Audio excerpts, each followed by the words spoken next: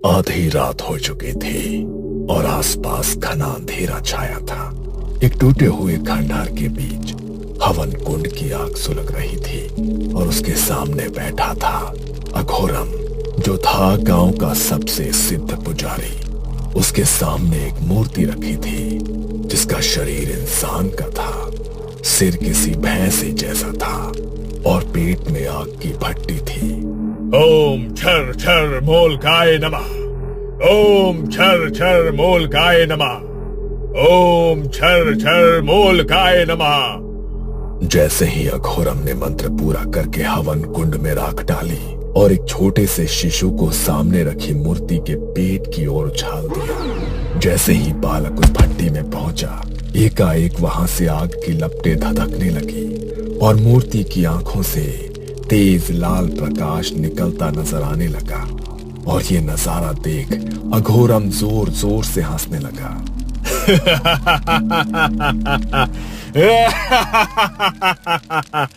तुम जाग उठे मोलक देव, तुम जाग उठे। अब सब मंगल ही मंगल होगा। जंगल के अंधेरे को मूर्ति के पेट की आग ने रोशन कर दिया था। अगली सुबह सारे गांव में खबर फैल गई।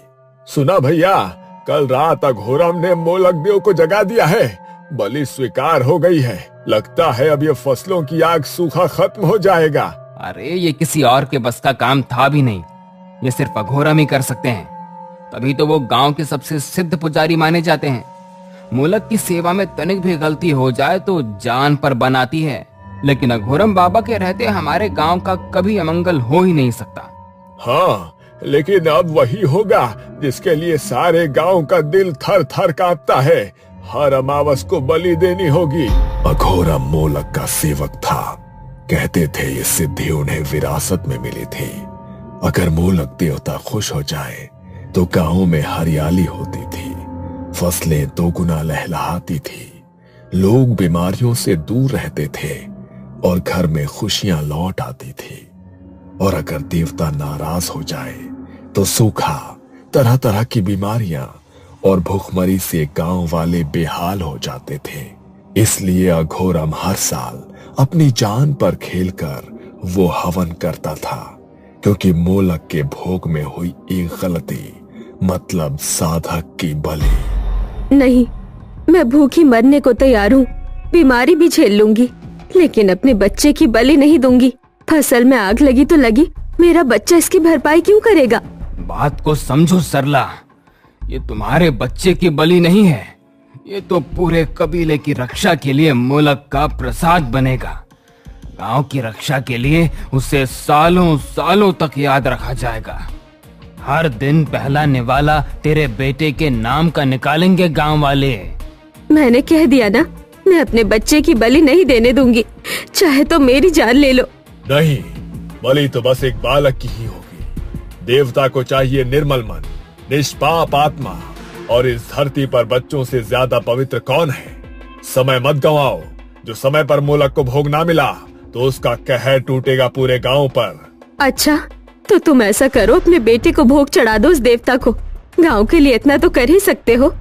सरला की बात सुनकर अघोरम को बहुत गुस्सा आता है, लेकिन वो कुछ कहता इसके पहले ही सरपंच चिल्ला पड़ता है।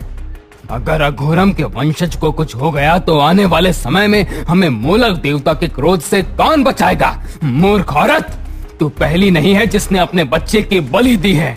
इस बरस मोलक देवता ने तेरे लड़के को चुना है, इसलिए अपने आप को भाग्यशाली समझ और हट हमारे रास्ते से। सरला एक विधवा असहाय औरत थी। वो रोती बिलखती रह गई और गांव वाले उसके बच्चे को उससे छीन कर ले गए। उसे खंडहर की ही एक काल कोठरी में रखा गया। बच्चा एक कोने में डरा सहमा बैठा था जब अचानक से दरवाजा खुला और बाहर की रोशनी अंदर आई। कौन? सामने से एक भारी डरावनी हंसी आई। मोलक देवता।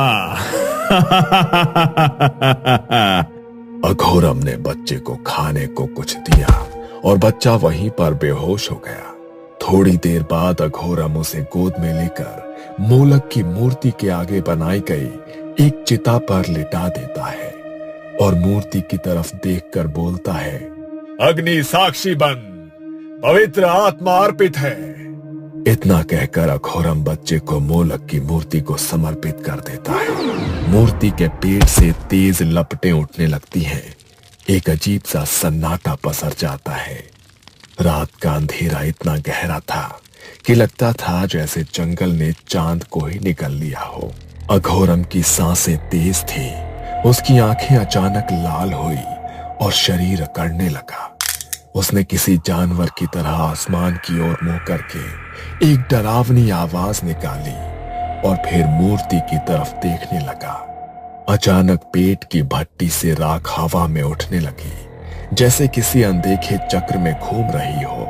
अघोरम ने अपना हाथ आगे बढ़ाया और सारी राख उसकी हथेली पर आकर ठहर गई। मेरी बलि पूरी हुई, अब मैं और भी शक्तिशाली हो गया हूं। मूर्ख गांव वाले इतना भी नहीं समझते कि ये सूखा जली हुई फसलें और गांव की महामारी कोई देवता का श्राप नहीं है। ये इस अघोरम का षड्यंत्र है। देवता अघोरम देवता ही सबसे बड़ा देवता है। उसकी नसें उभरने लगी और आंखों के अंदर हल्की लाल चमक तैर गई। खंडहर की दीवारों पर उसकी परछाई 3 गुना बड़ी दिखाई देने लगी। राकेश ने देखा कि गांव के एक पुराने मंदिर में कुछ बच्चे खेल रहे हैं। उन्होंने जमीन पर मिट्टी से एक मूर्ति की आकृति बना रखी थी और एक बालक उसके ठीक सामने आंखें बंद किए किसी योगी की मुद्रा में बैठा हुआ था। अरे बच्चों, क्या खेल रहे हो? बलि का खेला। बच्चे की बात सुनकर राकेश चौंक जाता है। क्या क्या कहा? बलि का खेल? ये कैसा खेल हुआ भला? बाबा, पूरे गांव में महामारी फैल गई है, लोग मर रहे हैं, कुछ करो। देवता को प्रसाद अर्पण करना होगा। देव चाहे तो धन बल अनहोनी महामारी सब बदल सकते हैं। अमावस्या को छोटू की बलि देनी होगी, उससे देवता खुश होंगे। बोलो, दे सकोगे? बच्चों की बात सुनकर राकेश के पांव डर से कांप उठते हैं। ये छोटे छोटे बच्चे किस खेल की बात कर रहे हैं? ये सब डरावनी बातें इनके मन में आई कहां से? क्या यहाँ कुछ ऐसा चल रहा है जो सही नहीं है? वो कुछ और पूछता, इसके पहले ही सरपंच के आदमी वहां आ जाते हैं। शहरी बाबू, आपको सरपंच जी ने बुलाया है, चलिए। राकेश उठा और वापस जाने लगा, लेकिन मुड़ मुड़ कर उसकी नजर मंदिर की तरफ ही जा रही थी। कुछ दिनों पहले गांव के चौराहे पर बस आकर रुकती है और बस से एक नौजवान उतरता है। उसने सनग्लासेस लगा रखे थे और उसके पास एक ब्रांडेड सूटकेस था। चौराहे पर बैठे कुछ आदमी उसे देखते हैं। कहाँ बाबूजी, रास्ता भटक गए हो क्या? यहाँ गांव में कहाँ आ गए? रास्ता नहीं भटका हूँ, बिल्कुल ठीक जगह आया हूँ। अब जरा तू मुझे गांव के सरपंच के पास पहुंचा दे। तेरी साइकिल बहुत शानदार लग रही है, चल आज इसी की सवारी करते हैं। शहर से सूट बूट पहने जो अधिकारी गांव आया था, उसका नाम था राकेश। वो एक सरकारी अधिकारी था। सरकारी आदमी लगते हो बाबू, कौनो काम से आए हो या यूं ही गांव देखने चले आए? सरपंच जी से काहे मिलना चाहते हो? हाँ, जिला शिक्षा विभाग से आया हूँ। सुना है कि इस गांव में स्कूल में बच्चों की संख्या अचानक से कम हो रही थी। जब जवाब मांगा तो स्कूल में बच्चों ने आना छोड़ दिया और सरकार को स्कूल बंद करना पड़ा। अभी बेसिक शिक्षा विभाग ने अपनी रिपोर्ट बनाने के लिए मुझे भेजा है, कुछ समझे? राकेश की बात सुनकर भोलू ने अचानक से साइकिल रोक दी और चौंक कर पीछे देखने लगा। अरे क्या हुआ भाई, कोई भूत देख लिया क्या? जरा जल्दी करो, मुझे बहुत काम है। क्या तुम यहाँ जांच पड़ताल करने आए हो? हाँ, तो इसमें घबराने की क्या बात है? सरकारी योजना ऐसे ही बंद थोड़ी होती हैं। घबराया हुआ भोलू फिर से साइकिल चलाने लगता है और इस बार वो जोर जोर से पैडल मार रहा था। राकेश ने कई गांव देखे थे, लेकिन ऐसा गांव पहली बार देख रहा था जहां रास्ते भर कोई बच्चा नहीं दिखाई दिया। हर गली में बस सन्नाटा छाया था। लो बाबू, आ गया सरपंच जी का घर, अब हम चलते हैं। धन्यवाद, फिर मिलेंगे। इतना कहकर राकेश अंदर चला गया, लेकिन भोलू राकेश को खड़ा होकर तब तक देखता रहा जब तक वो उसकी आंखों से ओझल नहीं हो गया। सरपंच को पता था कि कोई शहरी बाबू आने वाला है, लेकिन वो पहले से ही सतर्क था। आइए आइए बाबू साहब, बैठिए।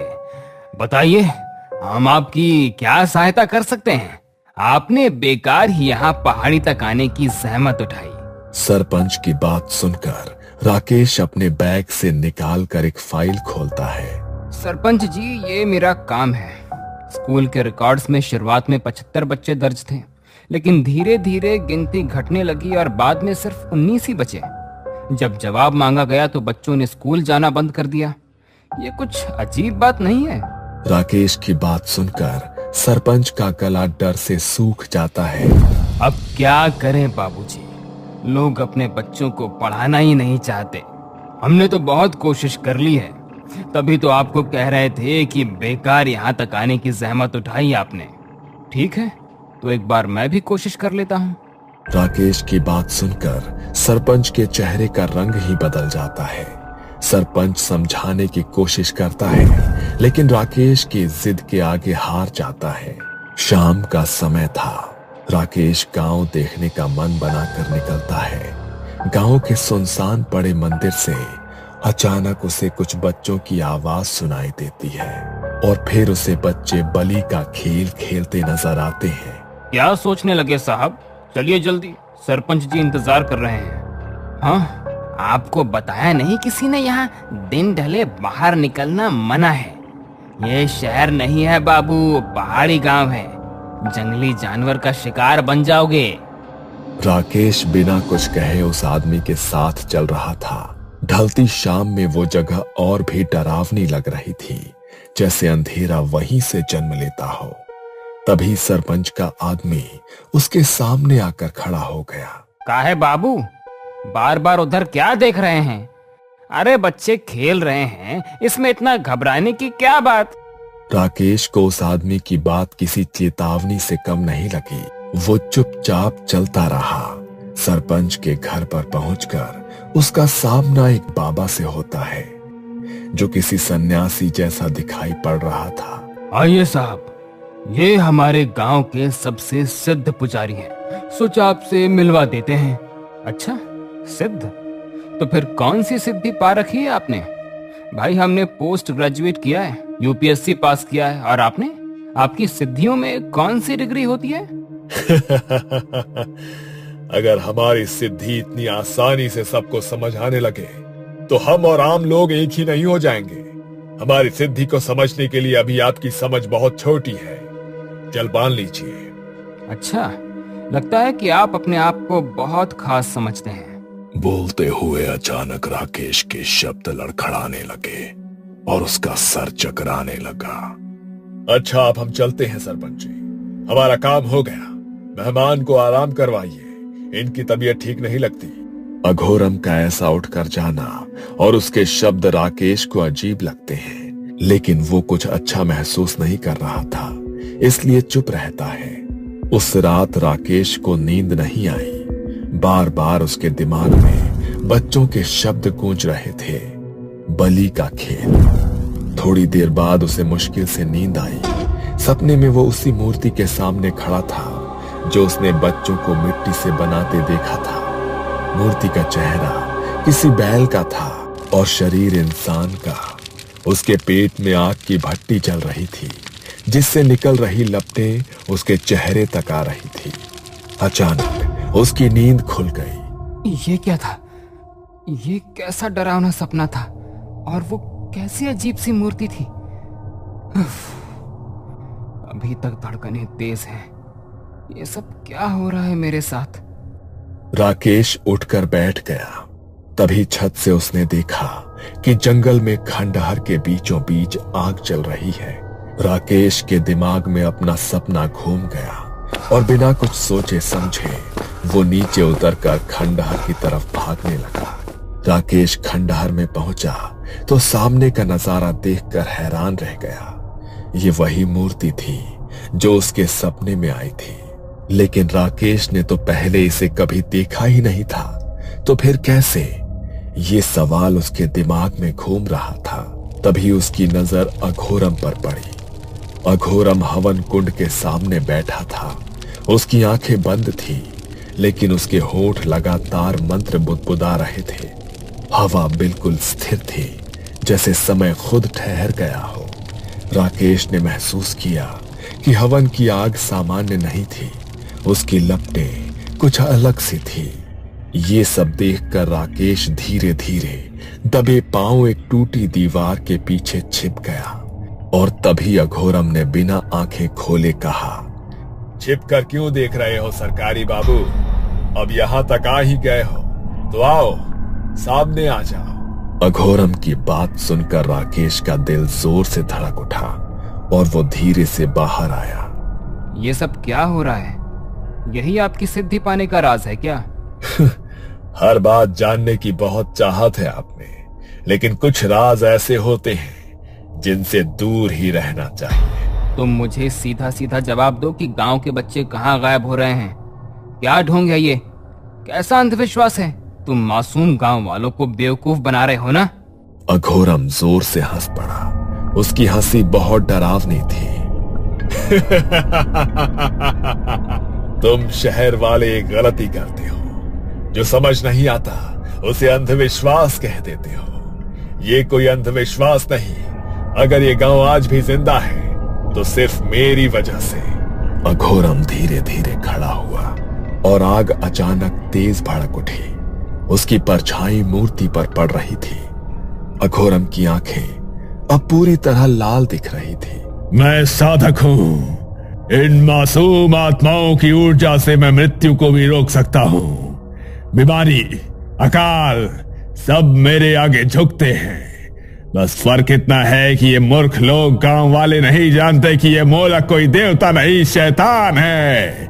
हाँ, शैतान को पूजता हूं मैं, और उसी शैतान ने मुझे इतनी ताकत दी है कि मैं चाहूं तो तुझे पल भर में मिटा दूं। मेरे ही कहने पर गांव के लोगों ने ईश्वर को पूजना छोड़ दिया। मोलक के प्रकोप के डर से गांव के हर घर शैतान की उपासना होती है। गांव का वो खाली खंडहर मंदिर देखा है ना तूने? मैं बनूंगा शैतान का असली उत्तराधिकारी। बस 7 बरस और इसके बाद मैं अमर हो जाऊंगा।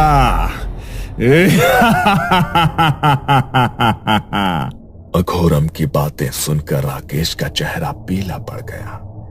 दरिंदगी की भी एक सीमा होती है, लेकिन अपनी काली विद्या के लिए तुमने उस हद को भी पार कर दिया। उन मासूमों की बलि चढ़ाते हाथ नहीं कांपे तुम्हारे? तुम खुद को पुजारी कहते हो? अरे तुम तो कातिल हो, कातिल। अपनी काली विद्या के लिए हमारे बच्चों को जला डाला, और हम सोचते रहे तू पुजारी है जो हमारी रक्षा कर रहा है। अघोरम पहली बार पीछे हटा। उसे समझ नहीं आया जो लोग उसके नाम से कांपते थे आज उसकी आंखों में आंखें डालकर कैसे खड़े थे। इसने तुम्हें क्या पढ़ा दिया है जो तुम इसकी बात मान रहे हो? देवता नाराज हुए तो प्रकोप झेलना पड़ेगा। पीछे हटो। इस गांव में आते ही मुझे समझ आ गया था कि बच्चे यूं ही गायब नहीं हो रहे हैं, और तुम्हें रंगे हाथों पकड़ने के लिए ही मैं यहाँ रुका था। कल शाम शरबत में मुझे कुछ मिलाकर तुमने ही पिलाया, मैं ये भी जानता हूँ। मैं यहाँ गांव के आदमी लेकर आया तो राकेश बाबू को रोकने था, लेकिन यहाँ आकर जो सुना उससे तेरा सारा सच पता लग गया। अघोरम के पसीने छूटने लगे। उसका काला सच सामने आ चुका था, और तभी एक बूढ़ा आदमी आगे आया। उसके हाथ कांप रहे थे। 20 साल पहले ये मेरे पोते को भी देवता की इच्छा कहकर ले गया था और उसकी बलि चढ़ा दी थी। मेरा नन्हा सा बच्चा, इसके साथ भी ठीक वैसा ही होगा। इसे इसी की जलाई आग में झोंक दो। अघोरम ने घबराकर भागना चाहा, लेकिन गांव वालों ने उसे जकड़ लिया। आज कोई तंत्र विद्या काम नहीं आने वाली थी। अघोरम की लाल आंखें सिर्फ राकेश को घूरे जा रही थी। सबने मिलकर उसे मोलक के पेट में जल रही आग में फेंक दिया। सुनसान खंडहर अघोरम की चीखों से गूंज उठा, और फिर एकदम से सन्नाटा छा गया। अगली सुबह सालों बाद गांव में अलग सी रोशनी थी। बच्चे बाहर खेल रहे थे, औरतें बेफिक्र होकर हंस रही थी। राकेश भी वापस जाने के लिए शहर की बस में बैठ गया था। एक अमावस की रात को वहां फिर किसी के कदमों की आहट हुई। एक आदमी कंधे पर फावड़ा लिए धीरे धीरे उसी जगह खोद रहा था जहां मूर्ति दफन की गई थी। पहले मिट्टी हटती गई और फिर पत्थर हटे और फिर उस आदमी का फावड़ा किसी कठोर चीज से टकराया। एक ठक की आवाज आई और वो आदमी घुटनों के बल बैठ गया। उसने अब अपने हाथों से मिट्टी हटाई और जैसे ही मूर्ति का सिर बाहर आया, उसके होठ पर एक मुस्कान फैल गई। पिताजी, वापस लौटने का समय आ गया है। आपकी साधना अधूरी नहीं रहेगी। जोर से बिजली चमकी और एक पल के लिए उस आदमी का चेहरा रोशन हुआ। वही लाल आंखें, वही खतरनाक मुस्कान। वो कोई और नहीं बल्कि अघोरम का बेटा था। सालों बाद एक डरावनी हंसी फिर से खंडहर में गूंज उठी। उसने मूर्ति की फिर से स्थापना की और पिता के सिखाए तंत्र बल से मूलक की मूर्ति में अघोरम की आत्मा को स्थापित कर दिया। मूलक अब मूलक नहीं, अघोरम था। ये आहट थी अनिष्ट की। तो क्या अनिष्ट को टालने के लिए फिर कोई राकेश आएगा या कहानी फिर दोहराई जाएगी?